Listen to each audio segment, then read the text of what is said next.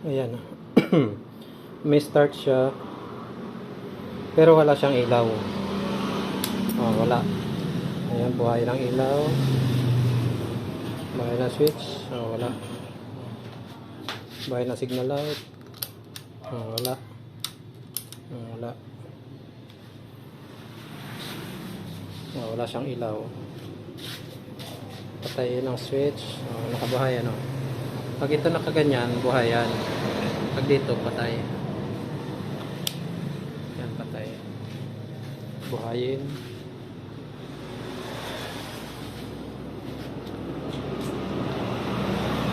Buhayin. Oh. Oh.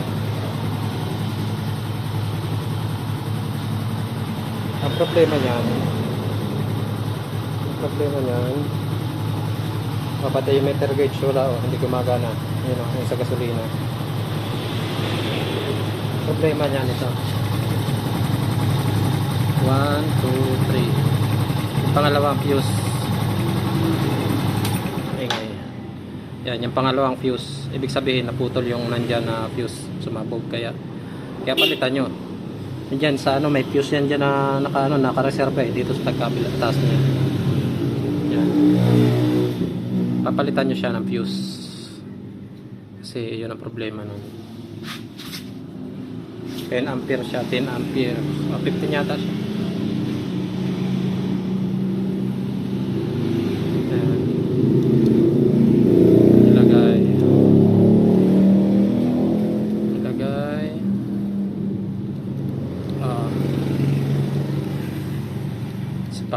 Pangalawa yan, pangalawa. Tayo na maglock. Basta yan na yan. Tapos buhayin. Meron na.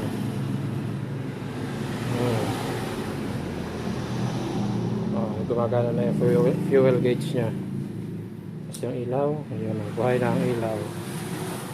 Buhay na ang ilaw nya. Signal light. Signal light.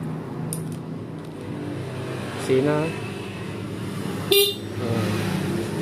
Start. Lah, mahina na.